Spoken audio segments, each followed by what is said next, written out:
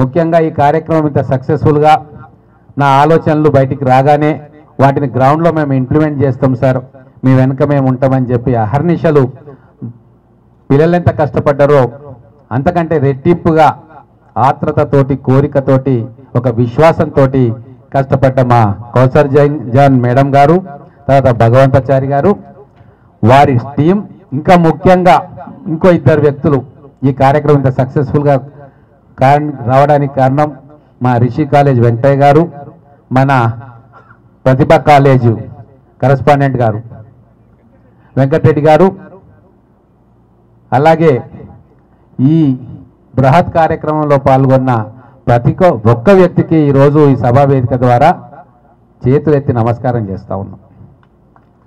నాకు ఎమ్మెల్యే అయిన తర్వాత వచ్చిన సంతోషం కన్నా ఆ రిజల్ట్ చూసిన తర్వాత ఈరోజు ఈ కార్యక్రమం పెట్టుకుంటున్న సంతోషం ఎన్నో రెట్లు అధికంగా ఉంది. ఎందుకు ఈ మాట చెప్తా ఉన్నానంటే, చిన్నప్పుడు నేను సుమతి శతకం చదువుకున్నా. ఇవాళ రేపు చదువు తల్లిదండ్రులు పిల్లలకు తెలుగు నేర్పట్లేదు, కానీ అదృష్టవశాత్తు మేము చిన్నప్పుడు తెలుగు చదువుకున్నాం కొద్దిగా గొప్ప.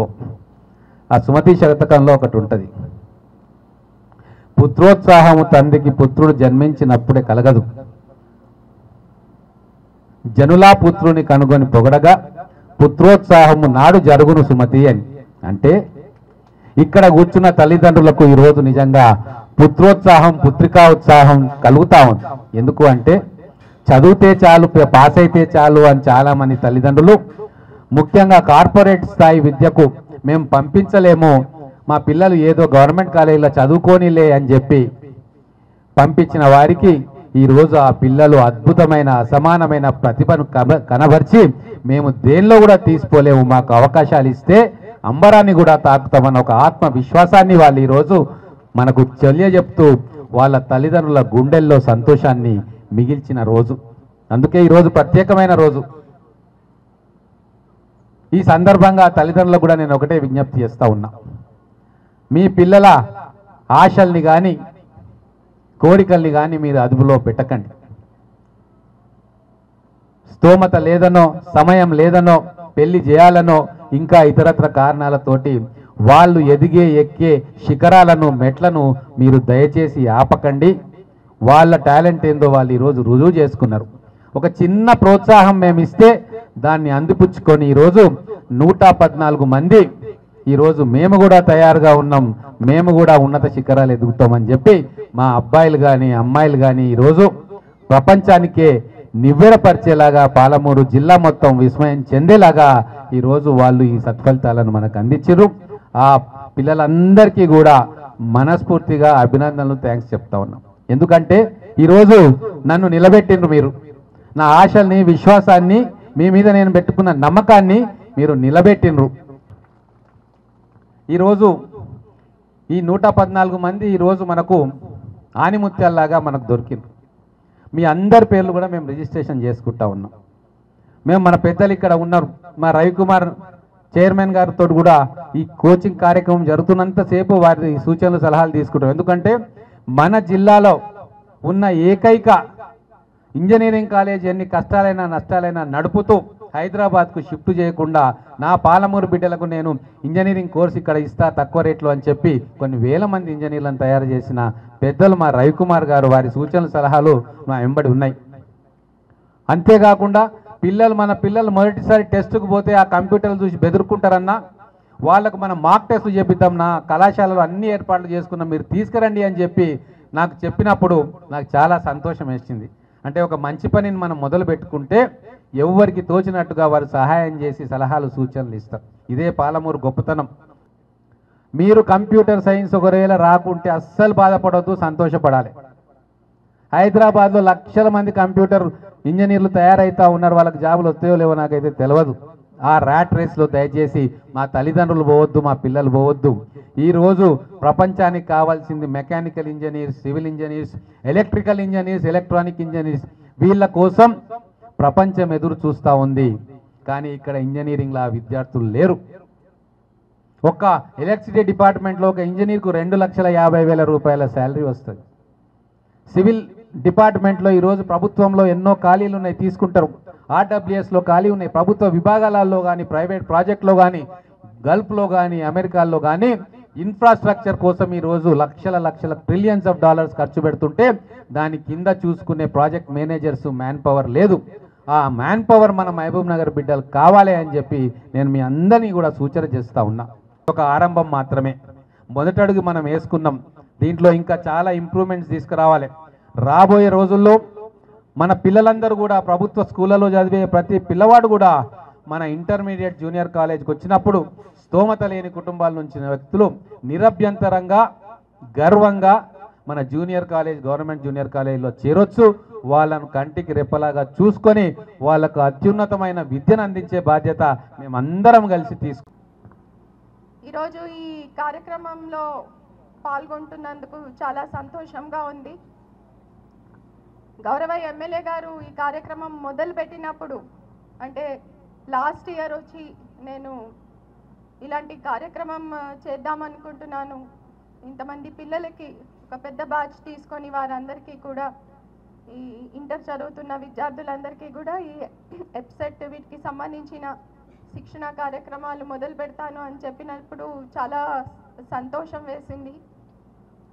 మనందరికీ తెలుసు, మన గౌరవ ఎమ్మెల్యే గారు గత సంవత్సరం కాలం పైనుంచి కూడా మన జిల్లాలో ముఖ్యంగా మహబూబ్ నగర్ నియోజకవర్గంలో చాలా అభివృద్ధి కార్యక్రమాలు తీసుకోవడం జరిగింది.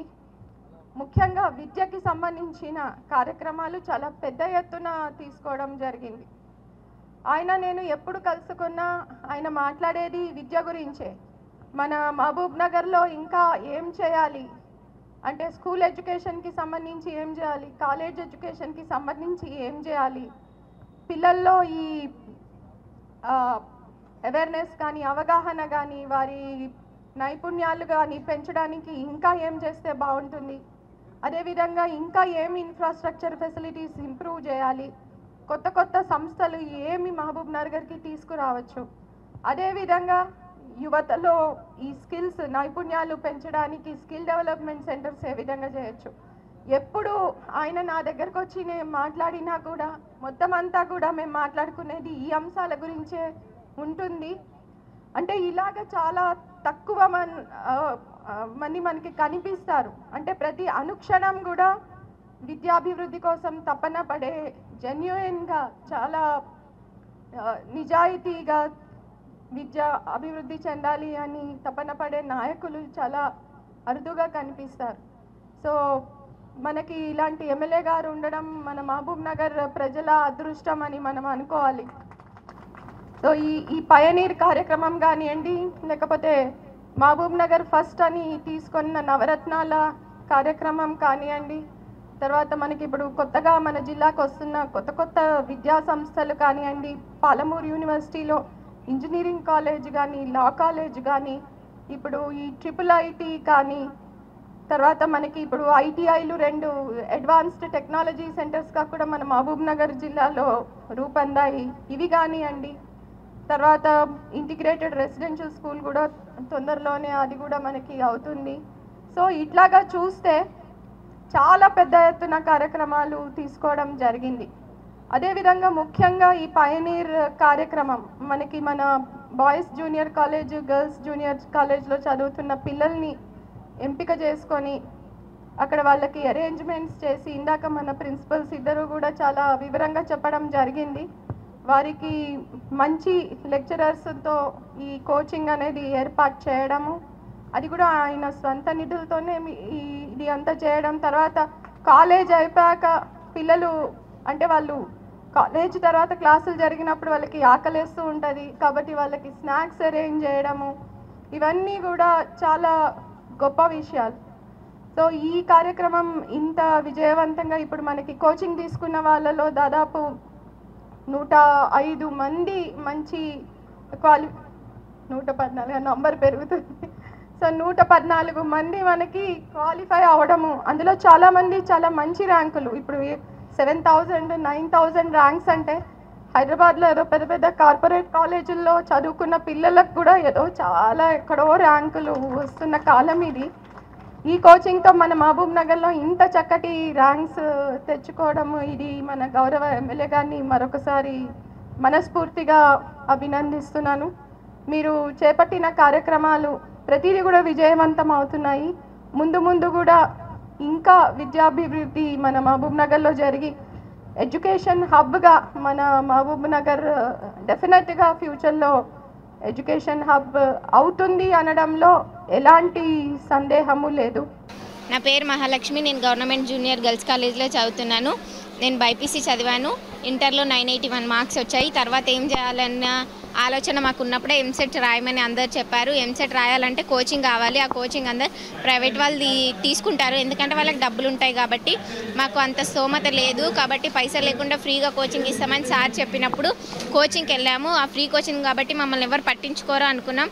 ప్రైవేట్ కాలేజీలో వాళ్ళకి చెప్పే ఫ్యాకల్టీయే మాకు కూడా చెప్పారు. మేము ఖచ్చితంగా సీట్ తెచ్చుకుంటాం అనుకున్నాం. మాకు కూడా 12,000 ర్యాంక్ వచ్చింది ఎంసెట్లో నుంచి చెప్పారు. మాకు హాలిడేస్ ఐపీ ఎగ్జామ్స్ తర్వాత కూడా ఆ కోచింగ్ నడిచింది. Free hostel, free material, free chairs కూడా ఇచ్చారు, study chairs. Thank you sir. నేను government college junior college intermediate పూర్తి చేశాను. నేను ఇంటర్లో 857 మార్క్స్ తెచ్చుకుని నేను నారాయణపేట డిస్టిక్ నుంచి మామూలులో చదవడానికి వచ్చిన. మాకు ఇంటర్ అయిపోయిన తర్వాత నార్మల్గా డిగ్రీ అది ఇదని ఉండే, అది కామన్ అయిపోతుండే. మేము డిగ్రీనే జాయిన్ అవుతుంటాం. కాకపోతే సార్ కోచింగ్ ఇచ్చి ఎంసెట్ చెప్పినందున మాకు చాలా బెనిఫిట్, మాకు ఒక బ్రైట్ ఫ్యూచర్ ఇచ్చారు సారు. ఇంటర్ అయిపోయిన తర్వాత బీసీ హాస్టల్ నుంచి అందరూ వెళ్ళాలి కదా, అప్ అండ్ డౌన్ చేసి ఇబ్బంది అవుతుందని సారు అందరికీ ఫ్రీ హాస్టల్ ఇచ్చి స్టడీ చైర్స్ ఇచ్చిండు.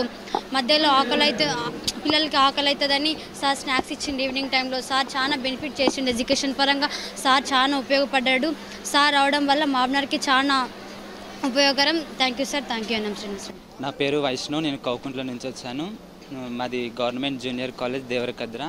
మా కాలేజీలో స్టడీ బాగానే ఉంటుంది. అదే కాక మా లెక్చరర్స్ మమ్మల్ని ఎంకరేజ్ చేసినందుకు మేము మంచి ర్యాంక్ తెచ్చుకొని, అలాగే ఎమ్మెల్యే మహబూబ్ నగర్ శ్రీనివాస్ రెడ్డి గారు ఎమ్మెల్యే సార్ గారు మంచి ఫ్రీ కోచింగ్ పెట్టినందుకు అందులో మేము జాయిన్ అయ్యి మంచి కోర్సు మేము తీసుకున్నాం. ఎంసెట్లో మంచి ర్యాంక్ వచ్చింది మాకు. మా కాలేజీలో మేము 6 మెంబర్స్ సెలెక్ట్ అయ్యాం. మాకు మంచి ర్యాంక్ వచ్చింది. సార్ మమ్మల్ని చాలా ప్రౌడ్ఫుల్గా సన్మానం చేశారు మాకు మామనార్ డిస్టిక్లో.